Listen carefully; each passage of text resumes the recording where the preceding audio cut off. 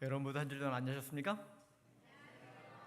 이렇게 소중한 안식일 구별하여 주님의 전 자신 여러분 모두의 마음 가운데에 하나님의 은혜와 축복이 충만히 임하게 되시기를 주님의 이름으로 축원합니다. 오늘 저는 문제를 해결하시는 하나님이라고 하는 제목으로 하나님의 말씀 전해드리도록 하겠습니다. 문제를 해결하시는 하나님. 다 함께 가지신 성경을 펴시고 열왕기하 4장 1절부터 7절에 있는 말씀 보도록 하겠습니다. 교동문에서 낭독한 말씀이라 몇 구절만 읽도록 하겠습니다. 열왕기하 4장 3절. 이르되 너는 밖에 나가서 모든 이웃에게 그릇을 빌리라. 빈 그릇을 빌리되 조금 빌리지 말고 너는 내 두 아들과 함께 들어가서 문을 닫고 그 모든 그릇에 기름을 부어 차는 대로 옮겨 놓으라 하니라. 여인이 물러가서 그의 두 아들과 함께 문을 닫은 후에 그들은 그릇을 그에게로 가져오고 그는 부었더니 그릇에 다 찬지라. 여인이 아들에게 이르되 또 그릇을 내게로 가져오라 하니 아들이 이르되 다른 그릇이 없나이다 하니 기름이 곧 그쳤더라. 아멘. 우리는 인생을 살아가면서 여러 크고 작은 문제들을 봉착할 때가 있습니다. 때로는 사업 때문에, 때로는 건강 문제로, 때로는 가족들 간의 문제로 늘 고민하며 근심할 때가 있죠. 우리의 삶에 문제가 없었던 때가 있었을까 하는 생각을 해보게 되는 것입니다. 요즘에는 후쿠시마 원자력 발전소에서 방류하는 오염수로 인해서 과연 우리의 삶에 이게 어떤 영향을 미칠까 이런 것도 고민해야 되고요. 또 지구온난화로 이렇게 온 세계가 몸살하고 있는 이 시대에 과연 우리는 어떻게 대응을 하고 살아야 하는 것인가 이런 것도 고민하지 않을 수 없습니다. 우리의 삶에는 문제가 이만저만이 아닌 거지요. 그래서 오늘은 우리가 당하는 모든 문제들 속에서 어떻게 그 해결점을 찾을지 생각하면서 문제를 해결하시는 하나님이라고 하는 제목으로 말씀을 드리고자 합니다. 옆에 있는 분들과 오늘은 이렇게 인사하시겠습니다. 문제를 해결하시는 하나님께 맡기고 살아갑시다 하고 인사하시겠습니다.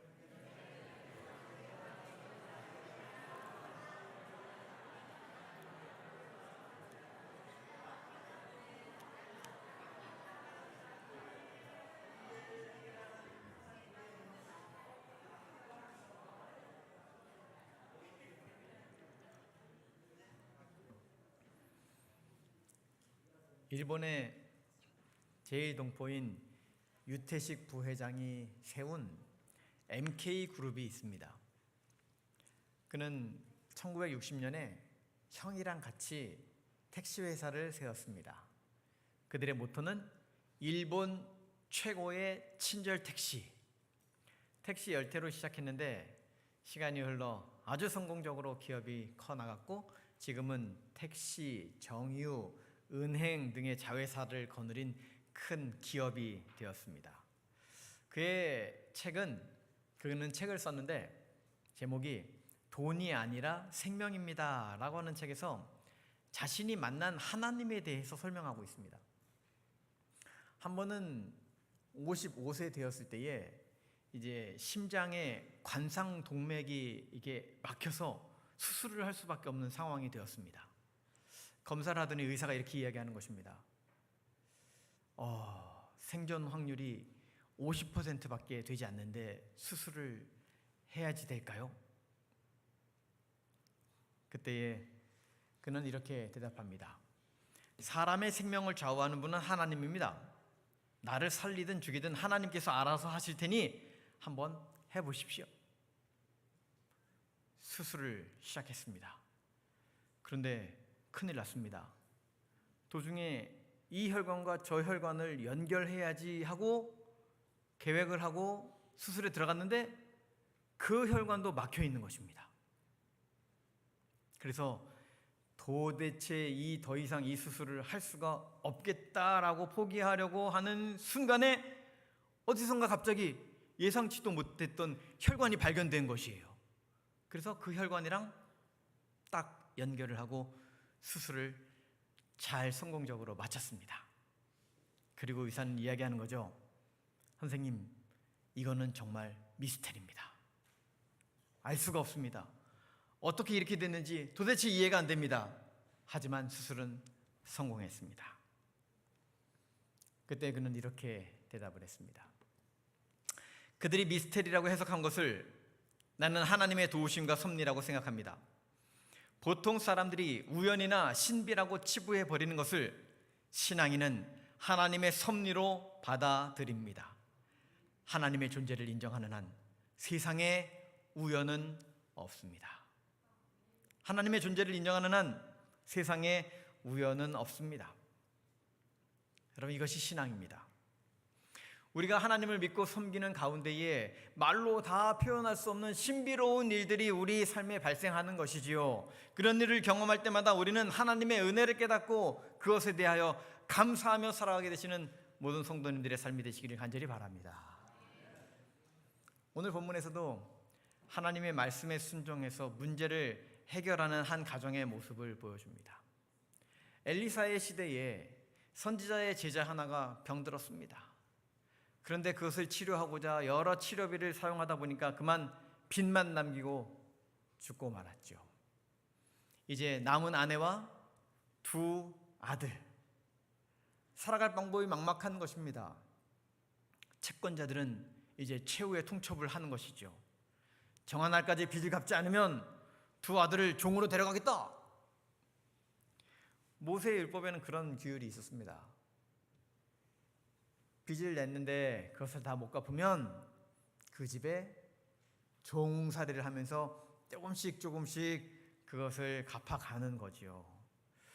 때로는 룻의 이야기처럼 기업 물을 자가 있으면, 말하자면 유력한 친척이 있으면 그것을 대신 갚아주는 것입니다. 그래서 살아갈 수 있게 도와주는 거지요. 그런데 안타깝게도 이 가정에는 그런 친척이 없었습니다. 아내는 할 수 없이 절박한 심정으로 누구에게 찾아갈 수밖에 없었겠어요. 엘리사에게 찾아갈 수밖에 없었습니다. 하나님의 종 엘리사를 찾아가서 상담했습니다. 그리고 그가 시킨 대로 빈 그릇들을 빌려왔습니다. 그리고 작은 기름 한 병을 기울여서 그릇마다 기름을 채웠습니다. 그리고 나서 그 기름이 다 그릇마다 그득히 차고 나니까 기름이 넘쳐나는 것이 딱 그쳤습니다. 그리고 그것을 팔아서 빚도 갚고 두 아이와 생활하게 되었던 것입니다. 우리의 삶에도 이런 신비로운 일들이 벌어졌으면 좋겠죠. 왜 그 시대에는 이렇게 놀라운 일들이 많이 일어났을까? 사실 가만히 생각해 보면 엘리사가 활동하던 바로 그 시절은 이스라엘의 역사상 가장 어두운 시대였습니다. 악명 높은 아합과 이세벨의 그 시대였던 것이죠. 하나님의 선지자들이 생명을 보존하고자 곳곳으로 도망쳐야 했고 숨어야 했습니다. 죽은 사람도 많았죠. 어린아이들도 엘리사를 막 조롱하던 시대였습니다. 대머리야 올라가라, 대머리야 올라가라. 정상적으로 해서는 하나님의 영향력이, 하나님의 손길이 그들에게 전파될 수가 없는 그런 어두움의 시대인 것입니다. 이런 시대에 기적과 같은 일들이 일어나지 않고서는 하나님의 역사하심을 누구도 인정하지 않을 것 같은 그러한 긴박한 그러한 시대였던 것이죠. 이 대하여 교회증언 사권 529쪽은 우리에게 이렇게 이야기합니다. 가장 긴박한 사태의 시간, 낙담이 심령을 압도하고자 하는 때, 그때가 감찰하시는 예수님의 눈이 우리에게 그분의 도움이 필요하다는 것을 보시는 때이다. 인간의 위기의 때는 하나님의 기회의 때이다. 모든 인간적인 도움이 실패될 그때에 예수님이 우리를 도우러 오신다. 아멘. 인간의 위기의 때는 하나님의 기회의 때입니다. 우리가 아무것도 할 수 없는 것과 같은 그런 생각이 들 때가 바로 하나님이 역사하실 수 있는 때라고 하는 사실인 거죠. 우리가 살아가는 가운데에서도 늘 문제가 많을 때가 있습니다. 너무 어두워서 어디로 가야 할지 분간이 되지 않을 때가 종종 있는 것이죠. 그러나 그럴 때 절망하지 마십시오. 어두운 시대에는 하나님의 역사가 더 가까이 임하기 때문이라고 하는 사실을 잊지 마십시오. 힘들고 어려울 때에 하나님의 은혜는 더 강하게 다가오기 때문이라고 하는 사실입니다. 우리의 삶에 어려운 문제가 많으면 많을수록 임재하시는 하나님의 은혜를 더욱 간절히 간구함으로 주님의 은혜를 더 많이 체험하는 저와 여러분의 삶이 되기를 간절히 바랍니다. 오늘 본문을 통해서 문제에 당면한 이들에게 하나님은 과연 무엇라고 말씀을 하시는가 몇 가지 살펴보기를 원합니다. 첫 번째는 내가 너를 위하여 어떻게 하랴 하는 것입니다. 4장 2절에 이렇게 이야기하죠. 엘리사가 그에게 이르되 내가 너를 위하여 어떻게 하랴? 내 집에 무엇이 있는지 내게 말하라. 엘리사의 물음입니다. 내가 너를 위하여 어떻게 하랴? 예수님도 똑같은 질문을 하셨습니다. 마가복음 10장 36절. 이르시되 너희에게 무엇을 하여 주기를 원하느냐? 예수님께서 소경들에게 물으셨습니다. 아니, 소경들이 원하는 게 뭐가 있을까요? 앞을 못 보고 있는 사람들 뻔히 보시면서 예수님은 그들에게 물으시는 것입니다. 무엇 해주기를 원하느냐? 예수님이 몰라서 물어보실까요? 아닙니다. 그분은 우리들이 마음의 소원을 직접 표현하기를 원하신다라고 하는 사실입니다. 그래서 여러 문제를 당면할 때마다 우리는 직접 하나님께 구해야 하는 것입니다. 역경과 시험을 당할 때 구체적으로 하나님께 구해야 하는 것이죠. 시편 55편 22절에서 이렇게 이야기합니다. 내 짐을 여호와께 맡기라. 그가 너를 붙드시고 의인의 요동함을 영원히 허락하지 아니하시리로다. 우리의 짐을 하나님께 맡기기 위하여 구체적으로 그분께 말씀드리고 이야기하는 것입니다. 그래서 조용기 목사는 기도에 대해서 이렇게 이야기했습니다. 하나님께 자기가 그린 그림을 들고 나아가세요. 아무것도 없이 그냥 그렇게 해주세요, 그렇게 해주세요만 중언부언 얘기하는 게 아니라 구체적으로 꼼꼼하게 그림을 그리듯이 기도를 하는 것이라고 이야기하는 것입니다. 제가 학교 다닐 때 미술을 조금 했어요. 저는 조금 하는 줄 몰랐는데 이렇게 대생 시간이었는데 연필 하나만 갖고 하면 되잖아요. 선생님이 이렇게 그리면 된다는 거예요. 그래서 이렇게 셋눈 뜨고서 이렇게 음영을 이렇게 해가면서 이렇게 표현하면 그게 그림이라고 하는 거예요. 그래서 가르쳐준 대로 열심히 그렸어요. 진짜 뭐 딴짓 하나도 안 하고 정말 막 열심히 딱 그려서 미술 시간이 끝나갈 때쯤 됐더니 선생님이 그림 몇 점을 이렇게 앞으로 갖고 나오라고 그러더니 그 중에 한 작품이 제 그림이 돼가지고 칭찬을 막 들었어요. 점수도 잘 받았어요. 그런데 다음에 채색화를 그릴 때가 있었습니다. 물감을 쓰는 거죠. 근데 이제 밑그림을 딱 그린 다음에 그다음에 색칠을 해야 되잖아요. 색칠을 이제 뭐 나름 다 했어요. 그리고서 그림을 딱 제출했는데 선생님이 하시는 말씀이 너 왜 그림을 그리다 말았니? 사실은 저희 집에는 형 누나가 쓰던 말라 비틀어진 물감밖에 없었습니다. 그래서 그걸 이렇게 물을 발라갖고 이렇게 칠하니까 마치 수묵화처럼 엷은 그림이 되고 만 거예요. 뭐 좀 더 해보고 싶었지만 해봐야만 물만 자꾸 칠해지지 그림이 잘 그려지지 않는 거죠. 그러니까 선생님은 말씀하시는 거죠. 왜 그림을 그리다 말았니? 그림이란 것은 꼼꼼히 그려야 하는 것입니다. 우리가 대충 가지고 가서 하나님께 기도하는 게 아니라 꼼꼼히 그림을 그리듯이 우리의 삶에 필요한 것을 주님과 함께 나누는 것, 완성도가 높은 그림을 그려서 하나님과 함께 그것을 공유하는 것, 이것이 바로 기도라고 하는 것이지요. 그리고 나서 빈 여백이 있을 때 그 여백을 하나님께서 과연 어떻게 채우시는지를 경험하는 것입니다. 하나님께서는 우리에게 말씀하시는 거죠. 내가 너를 위하여 어떻게 하랴? 그때 베드로전서에서는 우리에게 명쾌한 답을 줍니다. 베드로전서 5장 7절. 너희 염려를 다 주께 맡기라. 이는 그가 너희를 돌보심이라.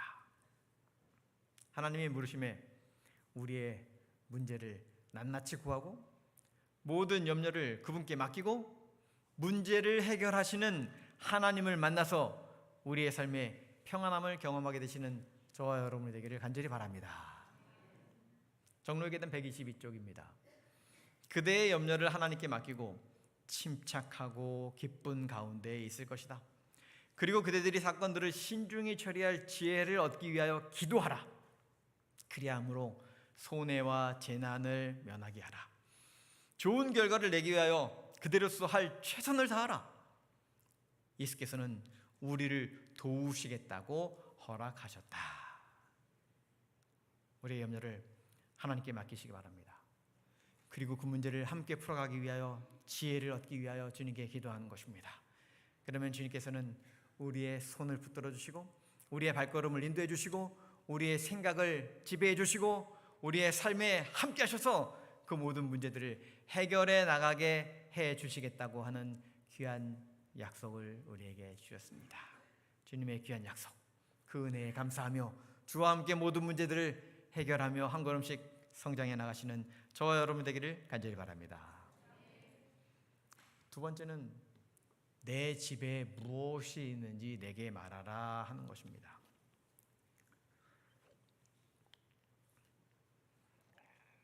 엘리사가 그에게 이르되 내가 너를 위하여 어떻게 하랴? 내 집에 무엇이 있는지 내게 말하라. 내 집에 무엇이 있느냐 하는 것입니다. 엘리사는 잃은 것이 아니라 아직도 남아있는 것이 무엇인지를 물어보는 것입니다. 지금 내가 가지고 있는 바로 그것을 가지고 시작하고 절망을 탈출하라고 이야기하는 것입니다. 없는 것 때문에 원망하지 말고 지금 내가 가지고 있는 것이 과연 무엇인지를 곰곰이 생각해 보라고 하는 것입니다. 여인은 기름 한 그릇 외에 아무것도 없다고 말하는데 하나님은 그 남은 그 기름이 중요하다고 이야기하고 있는 것이죠. 그것으로 문제를 해결하겠다고 이야기하는 것입니다. 하나님께서는 실제로 그 남아있는 그 기름으로 다시 일어날 수 있는 기반을 세우셨습니다. 우리의 삶이 그렇습니다. 다 잃어버린 것 같은데 그 속에서 절망하지 말라는 것입니다. 나에게 있는 것이 무엇인지 살펴보고 거기서부터 우리의 살 길을 찾아가라고 하는 것이죠. 그런데 사실 곰곰이 생각해 보면 이 여인에게 남아있는 것이 기름만이 아니었습니다. 가만히 살펴보면 아직도 남아있는 것이 여러 가지가 있었습니다. 그녀에게는 엘리사를 찾아갈 기력도 있었습니다. 아직도 하나님을 의지하는 작은 믿음이 남아 있었습니다. 무엇보다도 어머니의 말씀에 충실히 순종하는 아들이 있었습니다. 거기다가 동네 사람들로부터 그릇을 빌릴 만큼 신용도 남아 있었던 거죠. 사실은 여전히 남아있는 게 많이 있었습니다. 그리고 하나님께서는 그 남아있는 그것을 가지고 여인이 다시 든든히 일어날 수 있는 재료가 되게 하였던 거죠. 그렇습니다. 우리는 모든 것을 다 잃어버렸다고 절망할 필요가 없는 것입니다. 지금 남아있는 것이 있다면 그것이 절망의 터널을 빠져나오게 하는 하나님이 사용하시는 희망의 씨앗인 것을 믿고 일어나는 모든 성도님들이 되시기를 간절히 바랍니다. 하나님께서는 그것이 무엇인지 우리가 명확하게 깨닫기를 원하신다라고 하는 것입니다. 죽 이야기라고 하는 죽 프랜차이즈 가게가 있죠. 식당이 있죠. 그 대표 임영석 사장이 자신의 자서전을 썼는데 제목이 주님 손만 잡아라. 죽 이야기는 화학 조미료를 사용하지 않고, 그리고 당시 배달이 그렇게 많지 않을 때에도 배달까지 이렇게 하면서 프랜차이즈 식당으로 성장한 그런 식당입니다. 어머니가 가르쳐준 두 가지 교훈이 성공의 밑거름이었다라고 그는 이야기합니다. 하나는 무엇인가 하면 무엇보다 하나님 손을 먼저 잡아라. 믿음으로 열심히 살아가라는 거죠. 두 번째는 웃을 수 없는 상황에서 웃는 사람이 되어라. 무지무지 어려운 요구만 하네요. 웃을 수 없는 상황에서 웃는 사람이 되어라. 이겨내라는 거죠. 절망하지 말라는 거죠. 한번 웃으면 그 순간 내 마음이 풀어지는 것을 경험하는 것이요.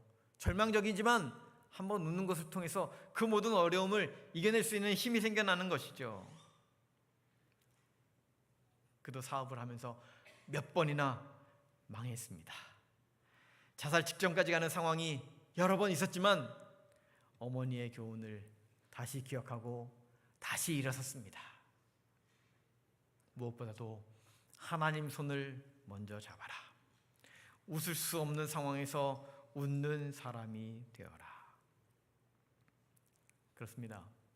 어떤 절망할 것 같은 상황이 온다 할지라도 하나님이 살아계시기 때문에 반드시 다시 일어설 수 있다는 것을 명심해야 하는 것입니다. 예수님께서는 우리에게도 똑같이 말씀하시는 것이죠. 내게 있는 것이 무엇이냐? 내가 할 줄 아는 것이 무엇이냐? 거기서 시작하라는 것입니다. 하나님은 우리에게 이렇게 얘기하십니다. 고린도후서 8장 12절. 할 마음만 있으면 있는 대로 받으실 터이요 없는 것은 받지 아니하시리라.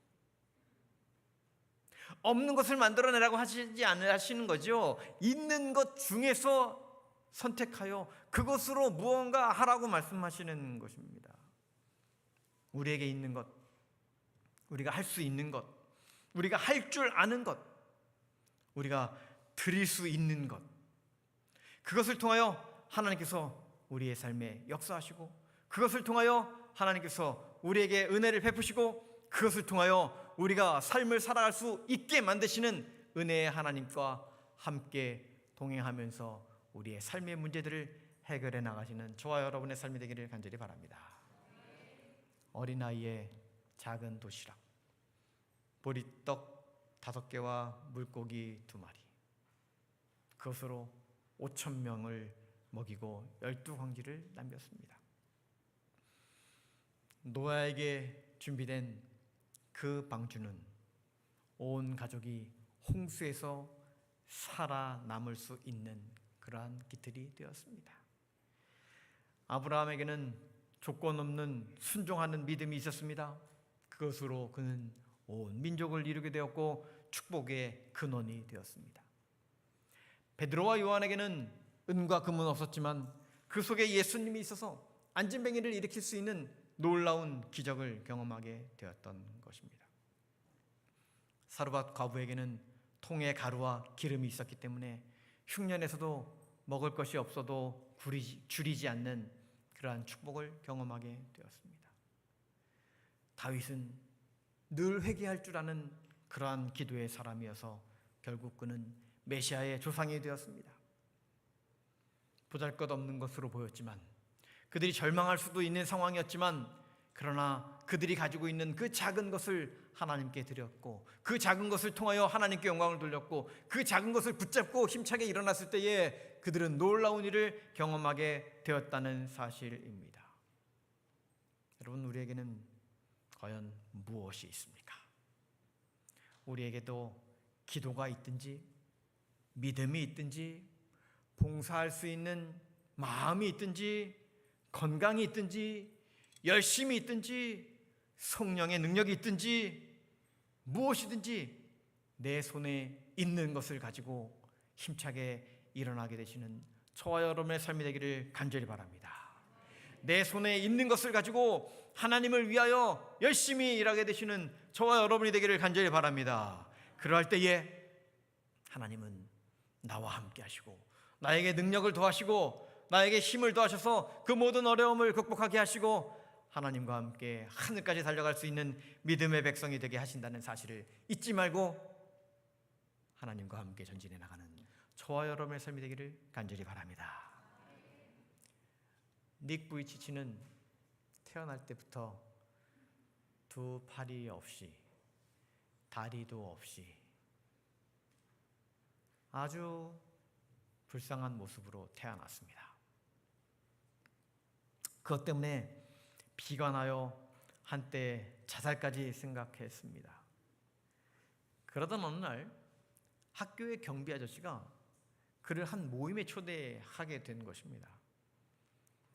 거기서 그가 이야기하는 그 이야기를 듣고 사람들이 확 눈물을 흘리며 감격하고 그를 안아주고 사랑해주는 그런 경험을 하게 되었어요. 그때 닉 부이치치는 자신에게 있는 것을 발견했습니다. 뭐가 있어요? 입이 있어요. 나도 가진 것이 있구나. 그래서 그는 그 이후로 수많은 강연을 하면서 행복을 전하는 사람이 된 것입니다.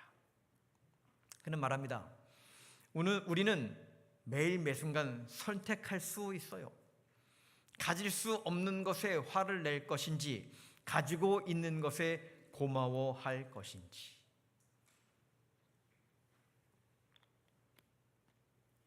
가질 수 없는 것에 화를 내면서 사시겠습니까? 가지고 있는 것을 고마워하며 사시겠습니까? 분명 우리에게도 있는 것이 있습니다. 그것을 하찮은 것이라고 여겨서 방치하면 아무런 능력을 발휘할 수 없는 것입니다. 그러나 티끌 모아 태산이라고 이야기하는 것처럼 나에게 주어진 삶, 나에게 주어진 환경, 내가 가지고 있는 그런 것들을 소중하게 생각할 때에 그것을 통해서 하나님의 역사가 일어나는 것이고, 그것을 통해서 놀라운 일을 경험하게 된다는 사실입니다. 마태복음 25장에 보면 달란트의 비유가 나오죠. 한 종에게는 5달란트, 또 한 종에게는 2달란트를 맡겼습니다. 이들은 주어진 달란트를 잘 활용해서 아주 넉넉한 수익을 얻었습니다. 그리고 주인은 그들에게 이야기합니다. 착하고 충성된 종이라고. 그런데 또 한 명의 종이 있었습니다. 그에게는 1달란트를 맡겼습니다. 그런데 그는 그것을 하찮게 여겼습니다. 아무것도 하지 않았습니다. 결국 아무런 결과도 없이 그 1달란트를 고스란히 주인에게 가지고 왔습니다. 안타깝게도 주인은 그에게 악하고 게으른 종이라고 징책합니다. 우리에게 있는 것, 그것을 가지고 잘 활용하고 일어나야 합니다. 주님께서는 우리에게도 물으십니다. 너에게 있는 것이 무엇이냐? 너에게 있는 것이 무엇이냐? 우리에게 있는 그 작은 것을 하나님께 맡김으로 우리의 문제를 해결하시는 하나님, 그분의 놀라운 역사를 우리의 삶 속에서, 우리의 면면에서 매일매일 경험하며 감사하며 살아가게 되시는 저와 여러분이 되기를 간절히 바랍니다. 세 번째로 주님은 우리에게 말씀하십니다. 그릇을 빌리라.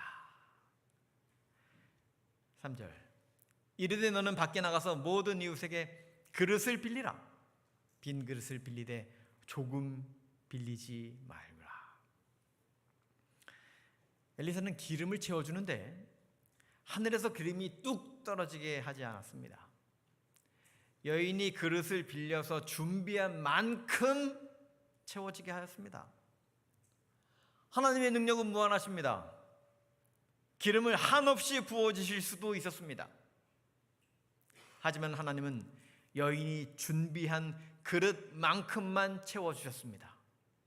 만약 여인이 더 많은 그릇을 준비하였더라면 더 많은 기름을 얻을 수 있었을 것입니다. 하나님의 은혜는 오늘도 우리에게 풍성히 부어집니다. 그런데 마찬가지로 내가 준비한 그릇만큼 채워진다는 사실입니다. 그래서 우리들에게도 빈 그릇이 필요한 것입니다. 믿음의 그릇, 기도의 그릇, 성령의 그릇, 인자의 그릇, 자비의 그릇, 사랑의 그릇. 우리가 그런 빈 그릇들을 준비할 때에 주님께서는 그 그릇을 그득히 채워주신다는 사실을 믿고 준비된 마음으로 빈 그릇을 가지고 주님께 나아가시는 저와 여러분이 되기를 간절히 바랍니다. 마태복음 9장 29절은 이렇게 얘기하는 것이죠. 이에 예수께서 그들의 눈을 만지시며 이르시되 너희 믿음대로 되라 하시니라. 믿음대로 되는 것입니다. 우리가 믿고 있는 그대로, 우리가 의지하는 그대로, 우리가 하나님을 아는 그대로 이루어진다라고 하는 사실인 것이죠. 빌립보 4장 19절에서도 이렇게 얘기합니다. 나의 하나님이 그리스도 예수 안에서 영광 가운데 그 풍성한 대로 너희 모든 쓸 것을 채우시리라. 사랑하는 여러분, 우리의 인생에 도무지 어떻게 해도 해결할 수 없는 문제라고 생각되는 순간 우리의 모든 문제를 해결해 주시는 하나님께 맡기고 나아가게 되시기를 간절히 바랍니다. 그리고 하나님의 그 놀라운 인도하심을 경험하고 그것으로 인해 더욱 하나님을 깊이 깨닫게 되시기를 간절히 바랍니다. 공부하는 학생들이 책만 갖고 공부하지 않습니다. 문제집을 사서 문제집을 풉니다. 공부를 잘하는 학생들은 어떤 문제집을 풀어요? 더 어려운 문제집을 풉니다. 그렇게 해서 여러 유형의 문제들을 통하여서 문제를 해결하는 방법을 익히는 것입니다. 그 문제를 해결하는 방법을 익히는 것이 바로 실력이 향상되는 것입니다. 그리스도인의 믿음도 역시 문제들을 풀어가면서 성장한다는 사실을 잊지 마시기 바랍니다. 우리의 인생에 여러 문제들이 발생할 수가 있습니다. 그러나 그런 문제들은 우리를 낭망하라고, 쓰러지라고, 넘어지라고, 포기하라고 주어지는 문제들이 아니라 그 문제들을 하나하나 풀어보면서 우리의 실력이 향상하고 우리의 삶이 향상하고 우리의 믿음이 향상하고 우리의 경험이 향상하게 하기 위하여 주어진 그런 문제들이라고 하는 사실을, 그 문제들을 풀어가면서 하나님의 도우심을 경험하고 하나님의 능력을 체험하라고 주어주신 경험의 문제들이라고 하는 사실을 잊지 말고 살아가게 되시기를 간절히 바랍니다. 하나님께서는 우리를 위하여 당신의 능력을 베푸십니다. 역대하 16장 9절, 여호와의 눈은 온 땅을 두루 감찰하사 전심으로 자기에게 향하는 자들을 위하여 능력을 베푸시나니. 전심으로 자기에게 향하는 자들을 위하여 능력을 베푸시는 하나님, 하나님께서는 바로 그런 분이시라고 하는 것입니다. 우리 곁에 계시면서 항상 우리의 문제를 해결해 주시기 위하여 우리를 늘 자비하시고 인자한 눈으로 바라보시는 하나님, 그분께서 우리의 문제를 해결해 주시는 우리의 아버지가 되신다는 사실을 잊지 말고 살아가게 되시는 저와 여러분이 되기를 간절히 바랍니다. 말씀을 정리합니다. 오늘 저는 문제를 해결하시는 하나님이라고 하는 제목으로 말씀을 드렸습니다. 그분께서는 우리에게도 물으십니다. 내가 너를 위하여 어떻게 하랴? 내 집에 무엇이 있는지 내게 말하라. 그릇을 빌리라. 하나님께서는 우리에게도 기적과 같은 일을 나타내시기를 원하십니다. 우리의 삶의 여러 문제들을 하나님의 능력과 함께 해결해 나가기를 원하십니다. 우리의 삶이 문제투성이인 것처럼 보이지만 그 문제투성이들은 하나님을 경험할 수 있는, 하나님의 능력을 체험할 수 있는 놀라운 통로라고 하는 사실을 기억하셔서 하나님의 문제 해결하시는 그 능력을 경험해가며 우리의 삶이 더욱 풍성해지고 우리의 믿음이 더욱 성장해 나가는 주님의 백성, 우리 모든 토평교회 성도님들이 되시기를 간절히 바라면서 오늘 말씀을 마치겠습니다.